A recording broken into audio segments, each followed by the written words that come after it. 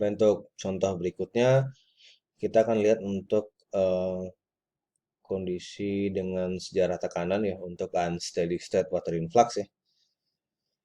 Nah, untuk contoh di sini kita bisa perhatikan waktunya itu tidak lebih dari satu ya. Jadi ada 0 hari, 300, 600, 1000 dan 1200 hari dengan perubahan tekanan ya dari 5000 psi turun 4700, turun 4500, naik lagi 4750, kemudian turun lagi 4300.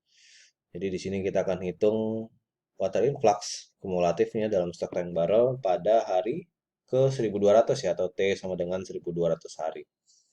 Nah, di sini kita akan gunakan solusi Van Everdingen untuk kondisi edge water drive. Nah, di sini kita juga akan menggunakan data dari contoh satu ya, contoh sebelumnya, data dari contoh satu dengan data sejarah waktu, histori tekanan dan waktunya seperti ini. Kemudian kita akan hitung dengan dua cara perhitungan. Jadi cara yang pertama nanti akan kita bahas adalah dengan cara tabulasi ya, prinsip superposisi. Kemudian yang cara kedua adalah dengan cara elapsed time. Nah, oke. Jadi dari perhitungan sebelumnya untuk contoh satu kita sudah hitung ya dari contoh 4 itu bahwa B atau konstanta aquifer itu kita sudah hitung dengan nilai 24,77 ya, stok tank barrel per PSI. Nah, kemudian dari nilai TD, dalam persamaan nilai TD kita sudah dapatkan dalam fungsi jam ya, 0,01526 T dalam jam. Nah, ini nanti yang akan kita konversikan ke untuk dalam hari ya, untuk nilai TD. Jadi kalau kita lihat tabel hasil perhitungannya untuk masing-masing waktu T 0 sampai 1200, TD-nya di sini, jadi tinggal kita kalikan, masukkan T di sini. Jadi kali 300 kali 24 ya. Nah, ini untuk yang pertama dan seterusnya 600, 1000, 1000 dan juga 1200 semuanya dikalikan 24 jam per hari ya untuk menyesuaikan ini. Sehingga nilai TD-nya di sini bisa dihitung dapat TD nilai 110, 220, 366,67 dan yang terakhir 440.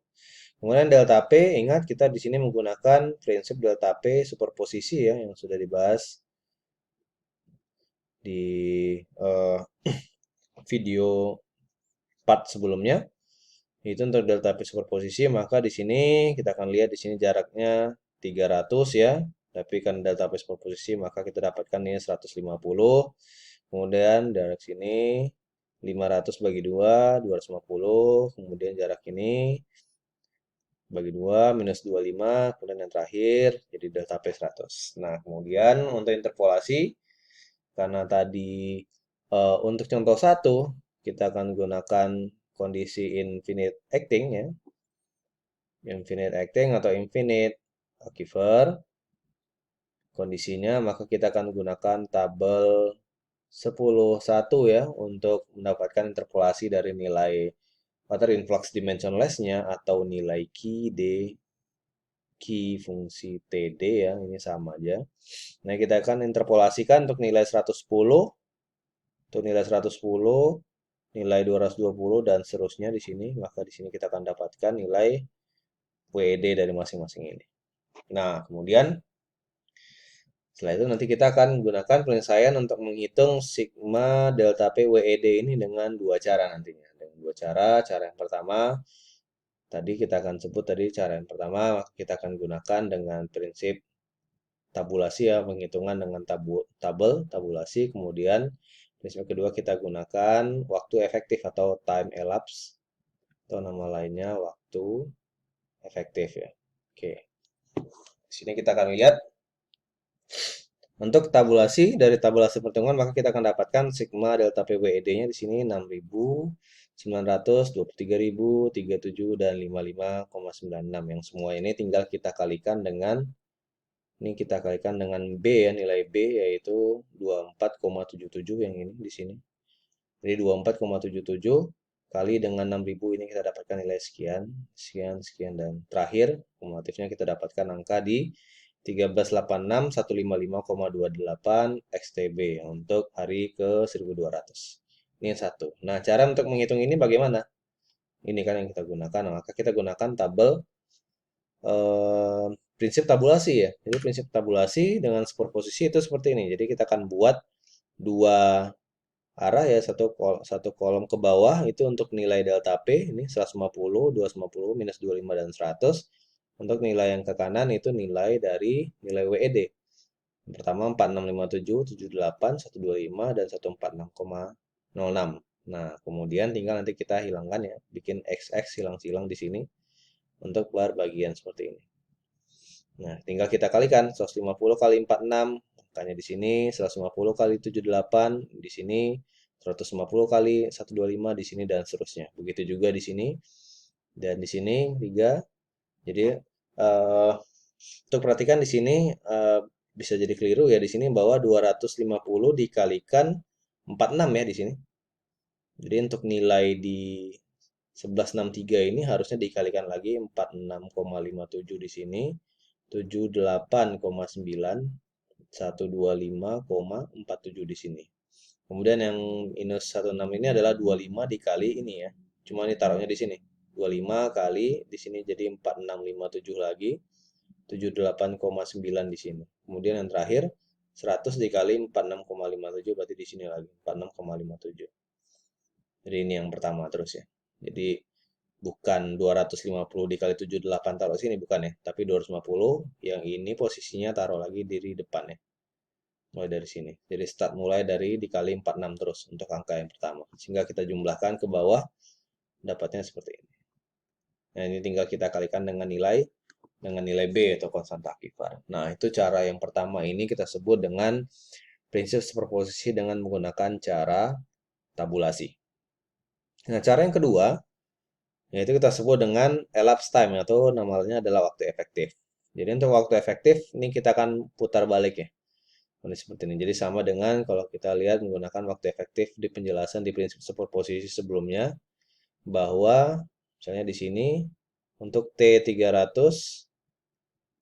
600, 1000 dan 1200. Jadi untuk perubahan yang pertama, perubahan delta P yang pertama dari 5000 ke 4700 itu akan dirasakan hingga ke akhir. Sehingga total waktu efektifnya untuk perubahan delta P1, untuk perubahan delta P1 ini, perubahannya itu terasa 1200 hari.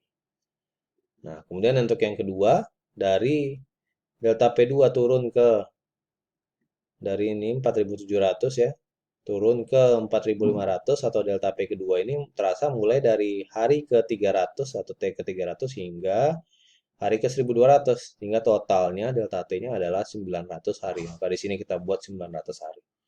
Begitu juga untuk yang ketiga, berarti start dari waktu ke 600 sampai T 1200 jadi total 600 hari. Yang terakhir, perubahan yang terakhir itu start dari waktu 1000. Jadi delta di sini 1000 ini adalah 200 hari seperti itu. Jadi itu kita buat efektifnya. Kemudian dari T efektif ini baru kita cari nilai TD-nya.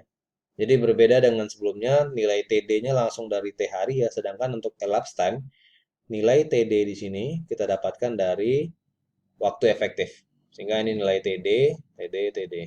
Sehingga dari nilai TD baru kita dapatkan nilai WED interpolasi. Interpolasinya seperti ini, dari nilai 439 itu WED-nya adalah ini 326, 114 terus sampai 73 nilai WED-nya adalah 33,61. Nah, kemudian nanti baru ini kita tinggal kalikan untuk masing-masing kondisi ya. Jadi kalau ini tinggal kita jumlahkan, maka penjumlahannya untuk kumulatif pada eh, T ke 1200 hari tersebut, maka kita buat WE1 W1 tinggal B dikali delta P1 dikali WD 1. WD 2 B dikali delta P2 dikali WD 2. Dan seterusnya delta P3 kali WED 3 dan seterusnya nanti tinggal kita jumlahkan semuanya sehingga kita dapatkan nilai akhir 128,553 stok tank barrel. Jadi kalau kita lihat dengan sebelumnya ini sebenarnya tinggal dikali ya. 150 kali ini kali dan kali dengan nilai B. Dengan nilai B, kemudian kita jumlahkan ya semuanya. Kita tambahkan semuanya sehingga kita dapat 12,8 12.553. Jadi kalau kita bandingkan nilai ini 12.84.553 dengan nilai sebelumnya 13.86. Jadi hanya beda lebih kurang 100, selisih 100.000 short tank barrel ya dengan dua cara ini. Tidak terlalu signifikan perbedaan ya kalau kita lihat. Nah, ini adalah dua cara yang boleh digunakan ya untuk menghitung eh, water influx, Jadi bisa menggunakan dengan cara tabulasi atau dengan menggunakan cara elapsed time. Jadi bisa menggunakan salah satu dari dua cara ini. Nah, bagaimana dengan untuk yang kasus bottom water? Jadi prinsipnya juga akan sama ya. Terlepas untuk bottom water hanya saja kita akan menggunakan eh, tabel yang berbeda ya untuk perhitungan nilai WED-nya. WED-nya di sini kita akan menggunakan tabel 10.3 atau tabel 10.4 ya tergantung dari kondisi apakah dia infinite atau dia finite aquifer. Nah, kita lihat dari contoh data ini dengan p-boundary batas ya 3.000 hingga turun ke 2844 selama 0 sampai 120 hari kelipatan 30 hari di sini. Di sini kita dapatkan data reservoir dan data aquifer, kondisi aquifer ya. Jadi di sini untuk kondisi bottom water maka kita akan coba hitung untuk WE-nya seperti apa. Nah, kita lihat di sini bahwa RE-nya di sini adalah Taingga ya, berarti kita sudah akan tahu ini kondisinya infinite. Sehingga kalau kita lihat RD-nya, RD atau sama dengan radius aquifer RE per R reservoir itu sama dengan Taingga. Jadi kan seperti ini ya Taingga. Kemudian kita akan hitung nilai ZD. Di sini kita dapatkan nilai ZD dari data, maka 0,5 atau setengah. Kemudian nilai TD 0,0104 T dan nilai B kita hitung dapat 716 barrel per PSI. Nah, sedangkan dengan kita gunakan cara yang sama ya untuk menghitung delta P ini masih kita akan tetap menggunakan superposisi untuk kondisi solusi Van Everdingen ya, baik untuk yang edge water drive ataupun yang kondisi ini bottom water drive. Jadi yang berbeda di sini hanyalah perhitungan untuk nilai WED-nya. Kita menggunakan tabel yang berbeda. Jadi di sini karena kondisinya infinite seperti yang saya sebutkan tadi, kita akan menggunakan tabel 10.3 kalau ditarik amat ya. Tabel 10.3. Jadi dengan Z nilai 0,5, maka kita akan dapatkan nilai WED tergantung dari data T di sini. 30 hari sehingga kita dapatkan nilai WED seperti ini ya. Kemudian untuk sigma ini maka kita bisa dapatkan perhitungannya ini dengan menggunakan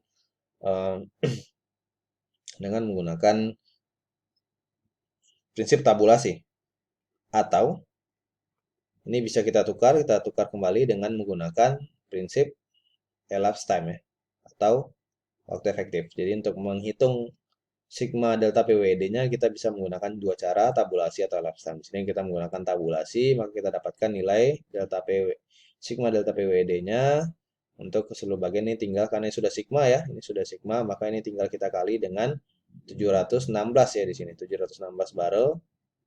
Maka kita akan dapatkan di sini 79,3 kali 10 pangkat 3 ya, ini dalam ribu. 281 dan terakhir 932,7 kali 10 pangkat 3 atau 932.000 barrel di hari ke 120 untuk kondisi bottom water drive. Jadi perhitungannya tidak jauh berbeda dengan untuk kondisi edge water drive. Tapi pembedanya di sini hanya adalah data tabel untuk menghitung WED-nya. Jadi selalu diingat untuk menghitung WED-nya itu yang akan membedakan untuk kondisi antara edge water drive dengan contoh di sini dengan contoh bottom water drive. Jadi untuk menghitung WED-nya. Sedangkan untuk menghitung total water influx-nya itu kita tadi bisa menggunakan dua cara yang sudah saya sebutkan yaitu cara tabulasi atau dengan cara waktu efektif atau elapsed time ya, elapsed time. Kedua cara ini itu diterima. Oke. Baik, ini cukup untuk lecture 3 untuk materi tentang solusi dari Van Everdingen dan Hertz ya untuk kondisi model edge water drive dan juga untuk kondisi bottom water drive.